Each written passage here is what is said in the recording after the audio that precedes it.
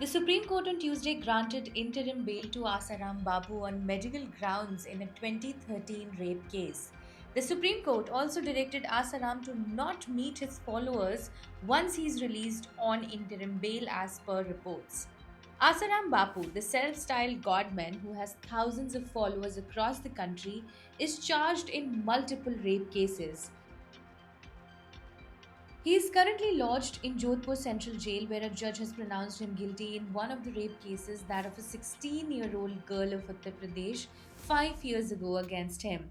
From running an empire worth thousands of crores or rupees to being a prisoner facing charges under the POSCO Act. In August 2013, Delhi police had filed a case against him on charges of raping a 16-year-old girl in his Jodhpur ashram. A special SC/ST court in Jodhpur had convicted the self-proclaimed God man in the sexual assault case. He has been in jail since August 31, 2013 and was charged under relevant sections of the Protection of Children from Sexual Offences (POCSO) Act and the Scheduled Castes and Tribes Prevention of Atrocities Act. The rape cases are not the first time Asaram had gotten into trouble with the law.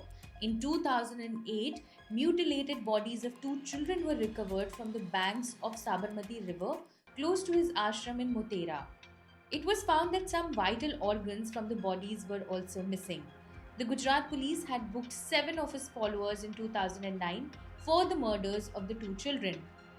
A few months later, emboldened by government action on the self styled God man, two sisters from Surat filed charges against him and his son Narayan Sai on similar lines. They said that they were followers of Asaram who, along with his son, had raped them repeatedly and had confined them to the ashram premises. What followed was a spate of killings. As many as 3 key witnesses in the case were murdered and 9 were attacked. An alleged henchman of Asaram, Kartik Haldar, was nabbed from Chhattisgarh's Raipur in March 2016.